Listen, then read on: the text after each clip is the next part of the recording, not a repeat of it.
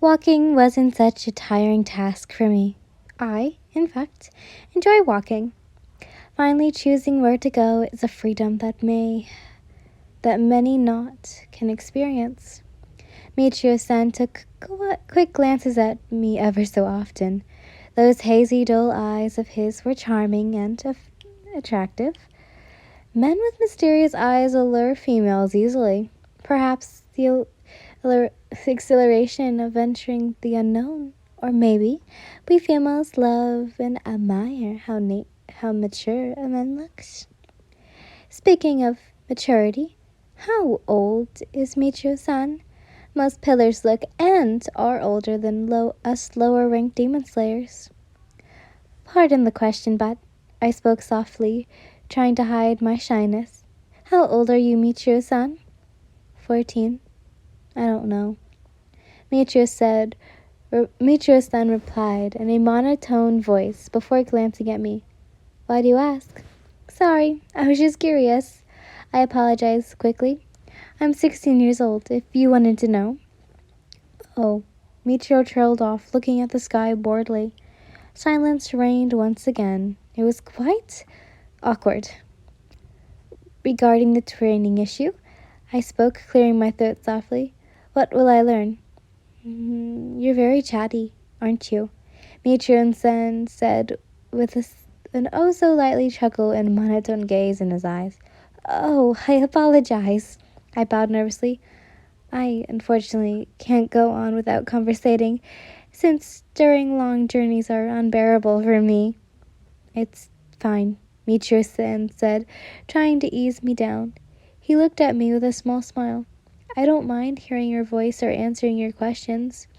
I smiled with relief, slightly sighing with happiness. Is that so? Well, my turn now. Michio-san looked at me, toying with a small rock he found on the road, his smile never fading from his face. What is your favorite season? The travel wasn't long, but it wasn't a few steps either, of course. Michio-san, although was a boy of small words, he was very easy to talk to. I was glad to say he had always a new topic to discuss, as in a non-formal conversation, or interesting facts to tell. I slowly learned how to establish a proper conversation, one that didn't involve politics or weekly schedule. It was an enjoyable stroll. Our chatter stopped once Michio-san noticed a hand at his dojo, saying that there would be some staying and training. The dojo was empty, rustic, and silent, yet as warm as a home. It reminded me of the dojo where my brother stayed at. Those carefree, innocent, and jovial moments I dimly remember. This is such a lovely place. I almost said complimented with awe in my tone. Thank you, I guess, Michio said with a small hum. He then widened his eyes slightly as if he just remembered something. Since there is no spare rooms in the dojo, we'll both stay in the same room. Share rooms? You and Jin? What are you, a savage? The fox snarlily angered, standing in front of me. She must have a room to herself, not only because of moral values, but because it's Yin. I don't see any problems with sharing rooms, Michio said, staring at the ceiling with a lost gaze. I do agree with Kitsu, Michio-san, I reassured. I would really appreciate some privacy. Toss them in the storage room, Michio-sama. Michio-san's crow sneered with amusement. I will toss you in my stomach, you insolent bird, Kitsu said with anger, quickly pouncing at the crow in an attempt to catch her. The black-feathered bird managed to avoid the attack just by a glimpse of a second before flying around, squatting insults and mocking at Kitsu, who wasn't too behind from the crow's behavior. My, aren't they lively creatures? I said with a small, nervous smile, before bowing at Michio-san. I'm sorry for the commotion, Michio-san. No worries. The aforementioned boy shrugged. My crow always acts like this with everyone, and you can just call me Michiro. I feel like it is improper to do so. I trailed off shyly before nodding with a determined yet faltering smile. But I will, from now on. Michiro's face reddened faintly before regaining composure and held my hand carefully. Let's go. The bedroom is this way. Desho dashitamo, Katsu protested, the crow in her mouth. She soon set the feathery creature on the wooden floor before trotting towards the next to me. Didn't I say that Yin should have her own room? The room was big enough for 2 people. There was a small table and an organized futon. I took a few room dividers from the storage room, and also a small table from Michiro's room, and proceeded to organize my side of the room while Michiro plainly stared at the ceiling on his side. Not even a second after I was done unpacking and putting everything in order, Tanjiro's crow arrived. The crow was extremely tired, for it was wheezing and shaking as it just flew around the world. My poor creature, I cooed apologetically, patting the crow before setting him on my futon. I peeked my head through the room dividers. Michiro, pardon me, but do you have any seeds and small pints of water? I do. Why? He replied nonchalantly. Tanjiro's crow is here and he's all worn out, I said, looking at the scroll attached to the crow's leg. I heard Michiro's steps fade and unrolled the unfortunate item, soon realizing that it was no scroll. Tanjiro wrote 8 letters and attached them to make a long scroll-like item. There was also a letter attempt, which I guess it made by Nosuke and Kayaka. The messy ink stains and poorly drawn images were enough for me to know. It had berries, a flower, acorns, and even rocks. Why bothering putting rocks? Oh, poor creature. I breathed out in disbelief and worry, feeling the terrible sorry for the small winged animal on my futon. Michiro set the food and water beside my bed, kneeling next to me. Aren't those too many letters for a single crow? He spoke, his voice giving out as just as worried as surprised as me. Looks like Tanjiro is just the overprotective one here. I was thinking the same thing. I smiled, shaking my head and sighing tiredly as I prepared my pen and blank papers. I replied to Tanjiro and Kayaka and Nosuke's letters as soon and neatly as possible. Michiro allowed me to read and write back at them, but I didn't want to waste nor his time nor practice. I wanted to gain as much knowledge and experience as possible. And please don't be too selective on what you eat. Shinobu-san is offering her hospitality to you, so be polite. I promise I will visit you every 4 days, I said to myself, soon writing those words on the 3rd and last letter. I stopped writing, looking at the ceiling for a couple of seconds before breathing out a small huh and replying and repeatedly kept writing. Please do tell Inosuke not to send rocks or any sort of heavy items. As much as I do appreciate those presents, Tanjiro's crow cannot carry so many items. I'm impatient to see that medicine and poison you have made. Take care. I love you. Send my regards to Inosuke and Zenitsu, who I hope recovers soon. I signed the letter, neatly folded it, and placed it inside a backpack-like pouch that Kitsu carried on her back. The fox wasted no time and sped out to the dojo, to Shinobu's estate. Once I lost sight of Kitsu, I sighed tiredly, resting on the floor. Suddenly, the sound of plates and vases breaking made me stand up. Michiro, is everything all right? I called, walking out of the room and roaming the halls with caution. I heard Michiro speaking in a foul manner, so I followed his voice. It led me to the kitchen, where a young man was trying to clean up broken earthenware and unavailable food and unavailable beverages, while muttering profanities under his breath. Michio soon looked at my direction, but his vision was soon obstructed by me. As I hesitantly knelt in front of him, expecting his hands had clothing. Are you all right? Were you injured? What happened here? You haven't eaten much today, haven't you? Michio mumbled, looking at his side. I thought that, well, you walked a lot today and you were doing those weird exercises back at Shinobu's estate. And then all those letters. My face felt warm and my mind soon recalled today's event. All I ate the entire day were the snacks that Tanjiro brought me. Michiro was worried about my well-being more than I did, which made me both embarrassed and happy. Well, that is so wonderful of you, Michiro. I appreciate the gesture. I hugged the aforementioned male. Michiro soon hugged back and broke the hug a few seconds later. He skulked, looking at the floor once again. I grew worriedly instantly. Is something the matter? You didn't got to eat what I made. Why are you happy? He said in a sad tone. I gently held Michio by the side of his face. His breath hitched and his eyes widened oh so dimly. A small glint decorated his eyes, like the sun in the sky. I smiled warmly at Michio.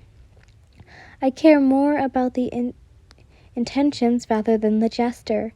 As long as you want to do or give something by heart, it's more than fine to do. That's why even if I didn't eat the food or drink whatever you prepared, I am greatly moved and flattered by your kind actions. I let go of Michio's face.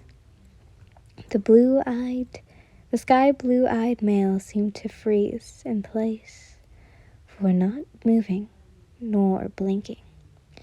Just when I was about to ask if he was okay, Michio gave me the brightest smile and nodded.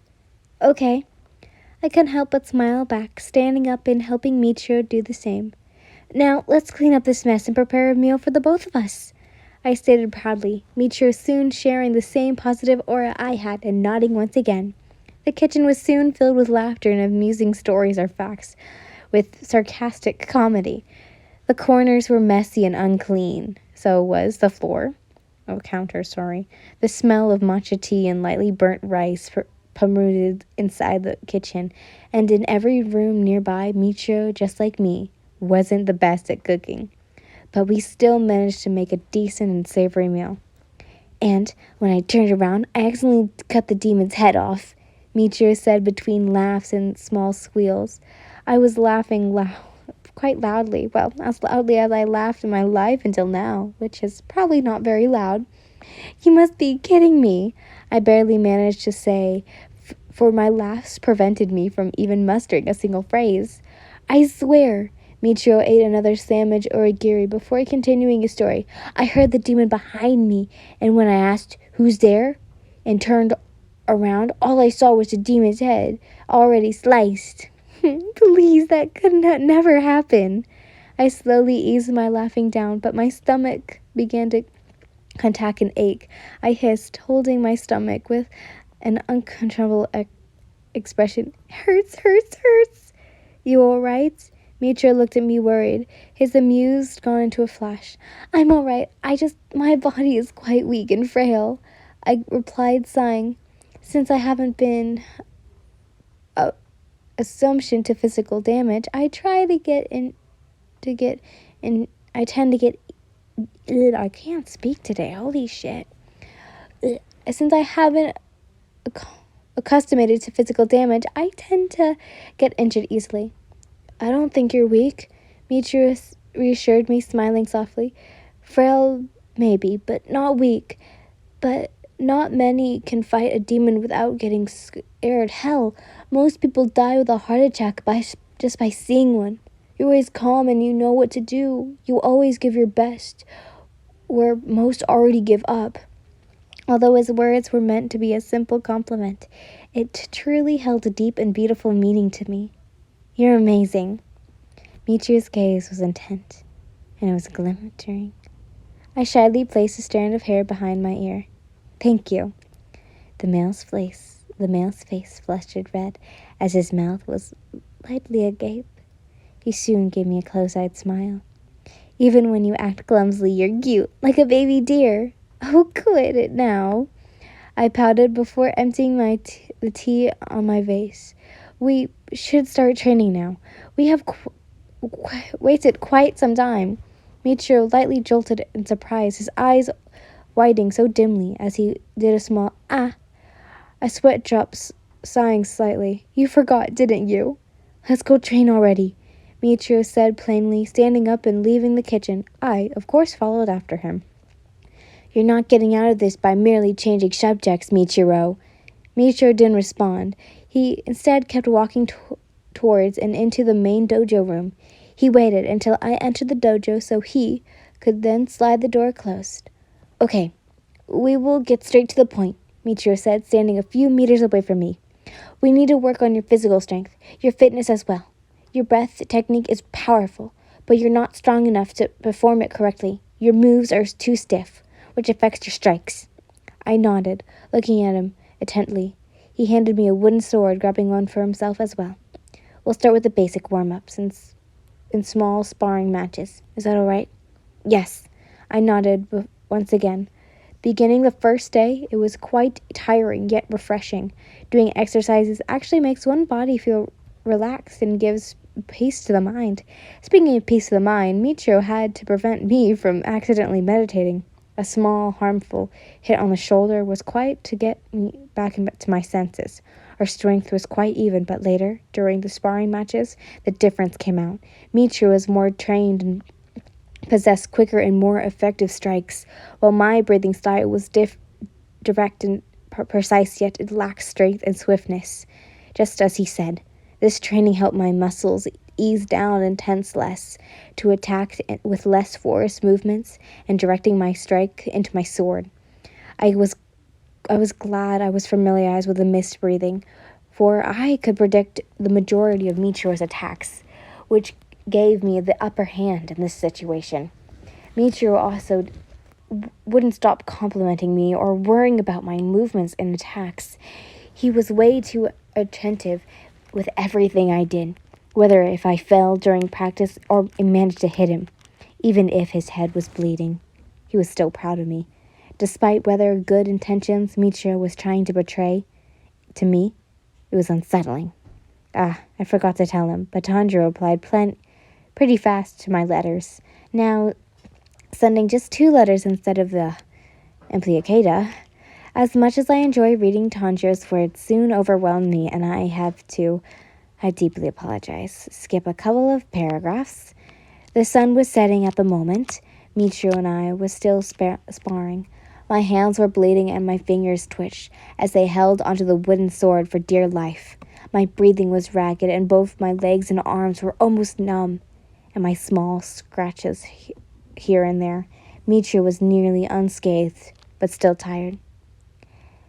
Just use your 8th form already and end this nonsense match, Kitsu demanded, looking up from her book. Hado shouldn't be underestimated, boy. Just watch you. 8th form? Even that pathetic excuse of a breathing form, she won't be able to take Michio-sama down. Michio's crow sneered, smirking with pride and dismay. I'm gonna butcher these words. Tomato makes me lose my vision temporarily. I can't afford to waste my eyesight for childish distortion, I said through tired breaths, my throat dry and sore and my voice almost as coarse as a young boy's. No distracting yourself, Michio warned before landing a hit on my right side of my ribs, finally making me fall. I winced in pain as my body harshly slammed against the wooden floor for at least the 20th time today. Michio soon grew worried and ordered both Kitsu and his crow to bring medicine and first aid from my bag. I told you I was fragile. I laughed weakly, watching how Michio held his hand with care and inspected them carefully. Thinking about clouds again? Silk, actually. Michio hummed softly, staring at my hands with wonder, like a child who caught a firefly or a flower petal. I smiled sweetly at Michio's antics. In no time, my wounds were treated. I told Michio I was able to move on my own, but he insisted on at least resting one of my arms on top of his shoulder to help me. We prepared dinner together. I did some small tasks and didn't require standing up or bending, while Michio did the rest. It was nice to see how understanding and encouraging Michio was. He didn't make me feel useless by just sitting idly, watching him do everything like Tanjiro. Michio's ways were revealing and comforting even. Are you feeling better? Michio asked, eating. I almost feel fully recovered. I nodded. Kayaka's medicines are quite the miracle, although I'm uneasy, since most of his successful medicines and antidotes have a bothersome side effect. He has a long way to go still. Michio started, watching me eat. Kayaka has done a lot of progress in which short time. I cannot wait to see how great he will become one day. I smile slightly, looking down at my food with gentle eyes. You really appreciate your little brother, don't you? Michio said, copying my smile. Oh, no. Kayaka isn't my brother, I exclaimed, flailing my hands around oh so lightly. He's my nephew, and I am more of a great guardian. I see. Sorry for the confusion, Michio said shyly. It's fine. Many have told me the same thing before. I waved it off, smiling reassuringly. Some even thought he was my son. Outrageous and unbelievable, in my opinion. Did they say that because you're married to the forehead boy? Michio asked. Married? I jolted with surprise, my eyes wide and my face suddenly red. Where did you hear that from? He said it during the meeting at Okiyama-sama's place. Michio shrugged. Was it a lie? No, not at all, I exclaimed, shaking my head before realizing my words and soon stuttering. Well, I mean, Tanjo and I aren't married yet, but we are a couple, fiancé type. Interesting. Michio nodded lightly, finishing his food. Yeah, I hummed, setting my bowl down and emptying the tea in my cup. Warm tea on a fresh night. So perfect.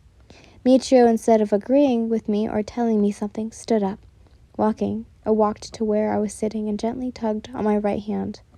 I also got my feet, now following him outside the dojo. As soon as the door was slid open, a soft, cold breeze met my face, my hair dancing in the wind, oh so lightly. The sky was full of stars and see-through clouds.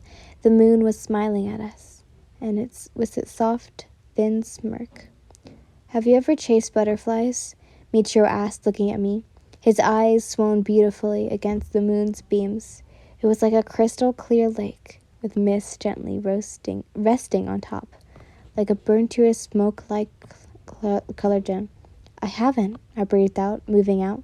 Well, Michio suddenly smiled, running like a fairy tale-like forest and taking me along. Now you will. Michio, what are you... Michiro? I called, taken aback, yet smiling and letting out small laughs here and there. The sky, a blue-eyed male, only laughed at my behavior, casing his running out. In the end, with a carefree smile, letting go all my doubts, problems, and thoughts, I gave into the moment. Michio and I played around the woods, catching fireflies, admiring them, or simply chasing them. I felt like a child once again, as if I was doing the things I was supposed to do during my childhood. My smile never left my face, and our laughter was never too much nor less. No demon lurked nearby somehow, like at Shinobu's estate, which made the night even more enjoyable. Who knows how much time had passed, but we were still not tired when we decided to head home. To calm ourselves down, Michio and I sat on a wooden bench, warm tea in hand and plate of sweets at our side. Those stars form a bear, Michio said, pointing at the sky. Those ones form a butterfly, or... I hummed, pointing a bit further from his hand.